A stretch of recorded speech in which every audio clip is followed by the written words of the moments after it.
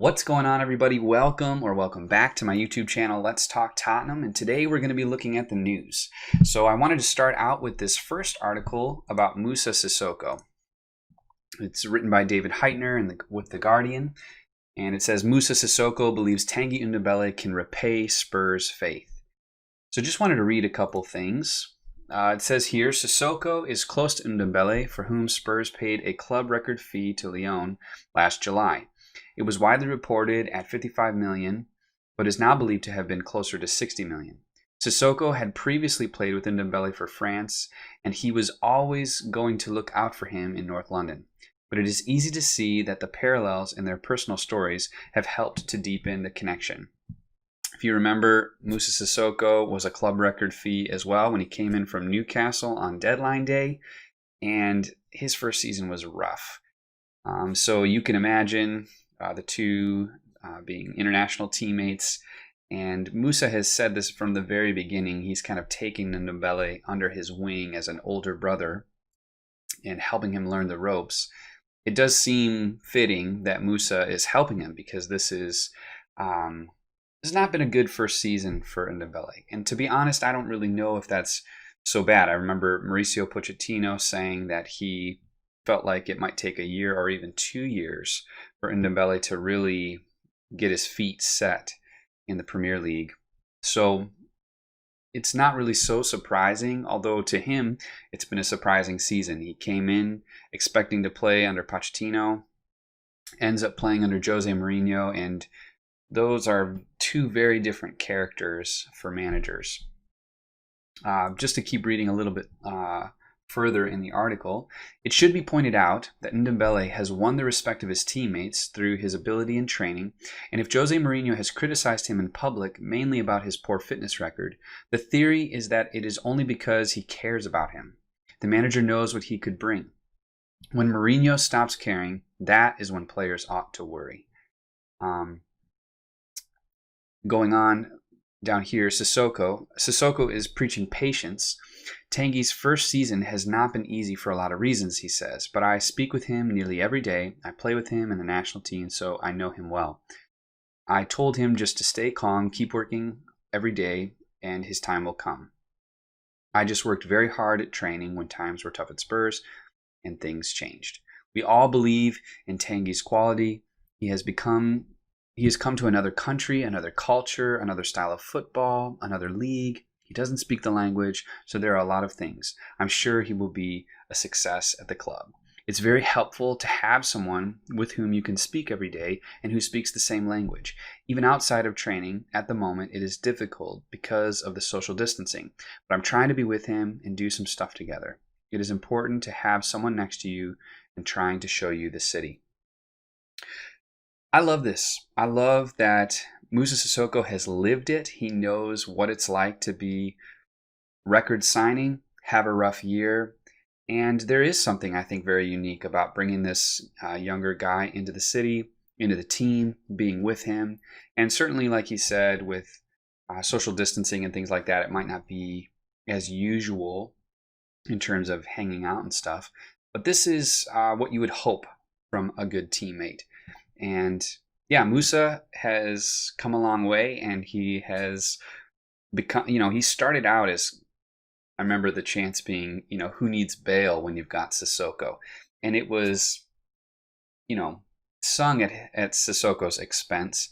But now we really do see how important he is to the team. He's a staple in that midfield, and I don't want to see the team without him. So anyway, I just thought that was really encouraging news. Now, in another bit of news, team news about Danny Rose, Football.London, written by Connor O'Neill, reports that Danny Rose's stance on a permanent Tottenham to Newcastle United transfer ahead of the summer window. And anyone could have probably guessed what this article was going to say, but Danny is certainly someone who does not hold back. He just speaks very frankly and plainly. So the way he might say it might be stronger than you'd expect. But here's some of the things he says. First and foremost, I'm playing for my future, he told the Newcastle Matchday program ahead of their first game with West Ham. I don't need bigger motivation than that. I'm settled in very well. I love the lads and the members of the staff and the fans. And he talks about being at a hotel and how they've just treated him very well. And then this last quote here, it says, "It doesn't take a rocket scientist to work out that my days possibly are numbered at Spurs and I'm playing for my future." Going on in the article, he says, "There's no bigger motivation for me. It's probably the first time in my career where I've been in this situation. Never have I been down to less than 1 year on my contract, so it's a new experience for me." Before Rose continued, "It's not enjoyable that you're training and you know that you're not going to be playing at the weekend. That's difficult. When my old manager lost his job, that was pretty much the end for me." Now, Rose had an interesting relationship with, I would say, the fans and the team under Pochettino. At one point, Rose was considered Pochettino's son, the way they were so close. But he did some things. If you remember, he had an article just before the beginning of not this coming season, I think it was the previous season. And he did it with the Sun. I don't know, that which must not be named. I feel like they're just such a dirty newspaper. But yeah, so that made it all the more difficult to read. And then, he says that when Poch lost his job, that was pretty much the end for him. And that might be so in some cases, that I think Poch would have given him maybe a longer leash or some more faith, even when his performances were struggling. But we could all see, Danny Rose, Jan Vertonghen, some of these guys that had been staples for a really solid defense back in 2017 and 2018 were really starting to slow down. They just weren't the players that they used to be. I feel like Danny Rose started to lose his sense of the team and that he is part of this team. And we'll talk about that when we get to talking about what happened with Hugo Lloris and Heung-min's son. But I think that Jose Mourinho is really reigniting what Poch was trying to do in terms of this team effort. Although I think Poch really focused on the dream, this idea that what could Spurs be? And we do that together as a team. He had a very almost mafia-esque familial type of leadership, like either you're in with him or you're out, and when you're on the outs, you're gone.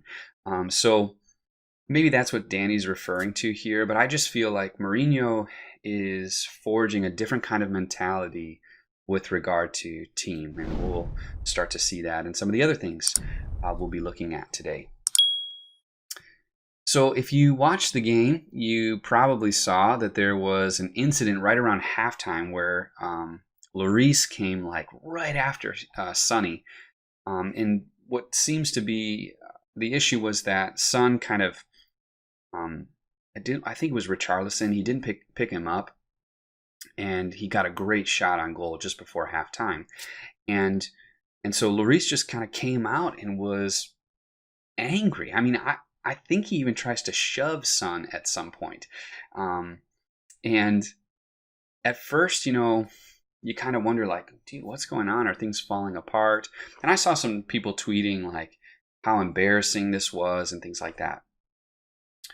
But a couple things. First of all, I actually understand, I think, what Lloris is doing, and I appreciate it. In fact, in a video that I had made a few weeks ago, I talked about how there was one particular player on Spurs that I really wanted to watch, The Last Dance, and I'll have a link to that video that you can watch that. But I really do feel like Spurs was maybe now, I would have said is before this moment, but was lacking that leadership that just kind of Michael Jordan seemed to have with the Bulls, which was like, either get on my level or get off this team. And it's ruthless, probably not the best kind of personality you want to hang out with all the time. But I really enjoy seeing the captain of the team going after a guy and saying, hey, you need to be playing defensively just as much as you are attacking offensively. You need to be part of this team. We're working together to keep clean sheets. We're working together to win games. And certainly wasn't the most, beautiful game that we got to watch in terms of we won with an own goal, but there is something that you do like to see in terms of that tenacity. Now, at the end of the half, when they were just coming back on, there was this little clip showing the two of them kind of giving a hug, and someone tweeted this, and I thought the same, that it probably was Mourinho or somebody. I can imagine me and my brother kind of fighting a little bit, and my mom seeing that in public and saying, go show that you're not fighting with your brother still. If I was in public or with extended family or something like that, and so maybe that was an intentional kind of, it seemed a little half-hearted, but it was like a hug to show, yeah, we're still here. But by the end of the game, there was this hug, and even Lloris kind of giving him this little lift up, and you got to love that sunny smile. And so, I think this is a great thing to see, and part of the mentality I want to see at Spurs. At the end of the game, Jose talked about this, and he said, if you're wondering why this happened, Jose was kind of taking the blame for it. What he said was he doesn't think anyone on the team should be above criticism from their teammates. And so you'd love to see that leadership starting to happen from the captain first, kind of calling each other out. And that needs to happen on this team. I think Danny Rose is an example of that at times, he'd give a lackluster performance and you'd walk off and be like, well, I guess that's what we got from him today. But you would have loved to see a Harry Kane, a Hugo Lloris, even some of these guys like Ben Davies or something like that, Toby, who's maybe a little more quiet, just start to say that's not okay. That's not acceptable. If we want to win trophies, if we want to be in the top 4 even this season, we need to hold each other accountable to good play at all times. And so I was really happy to see that. And one more thing, I thought this was so fun. There was somebody on Twitter here at BartyTFC. It says, after Hugo and Son's playground spat, I spent my morning shower thinking, what would it be like if I'd have gone to school with the Spurs players? And he's got this thread. I'll leave a link to the thread in the description. But just even look at this one here, like Hugo, right? Quiet, smokes cigarettes you can't pronounce. Never see him eating from the cafeteria. No one talks to him. His mom, fit, gave you a lift once. She never even spoke to him. And the pictures that he picks for these descriptions are wonderful. So I loved the Hugo one. I thought his Steven Bergwijn one was outstanding. And the one about Eric Dyer was also really good. Now, as someone from the States, I felt like I needed some translation for some of the references and things like that about school and such. But overall, super, super fun and really appreciated it. A couple more things I wanted to look at. There was an article in The Athletic that said, forget Lloris and Son, rascal Lo Celso sums up the attitude Mourinho wants at Spurs. And here's what he says. When Jose Mourinho praised his team's more aggressive attitude against Everton in light of Hugo Lloris and Heung-min Son's confrontation, he could actually have been talking about another member of the Tottenham side, and obviously he's talking about Lo Celso. He says further, perhaps because he was also Spurs' best player during the 1-0 win and is so technically gifted, it's an element of his game that can be overlooked. But watching these post-lockdown matches behind closed doors, you can really get a sense of their rhythms and subplots. And it's clear Lo Celso is a massive pain to play against, which should be music to Mourinho's ears. I've noticed this about Lo Celso, and I've also noticed this about Lamela. Lamela is also this type of a player that he's just always nipping at your heels, kind of clipping you a little bit, but never really getting cards. There was a stat a few years ago that Lamela had so many fouls and so little cards. And I start to see the same mentality with Lo Celso. I believe both of them being Argentinian. I don't know if that's that kind of part of the culture of their international game as well, but certainly agree with this statement here that Lo Celso is a bona fide rascal. And you can see it, the way he goes down sometimes, a little easy, the way he gets in the face of somebody when they he'll foul them. They'll kind of get up and say something, and he'll just give it right back to him. And I really appreciate this. Again, going back to that more tougher mentality, I think that Spurs had this with Pochettino a few years ago, but we certainly lost it at the beginning of this season. I would even say we lost it towards the end of last season, even leading up to the Champions League final.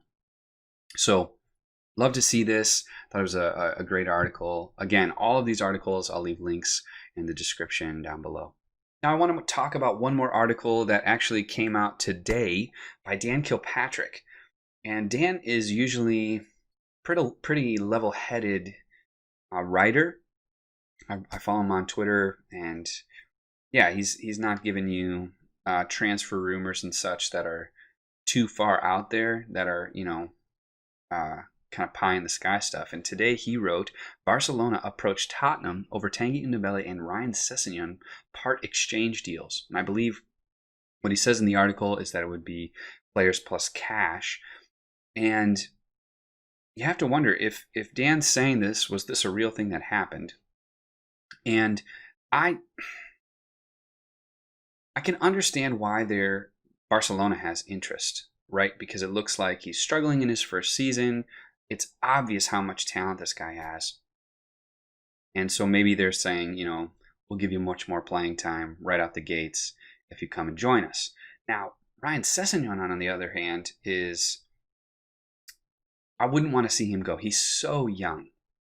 But he, too, has not got a lot of playing time.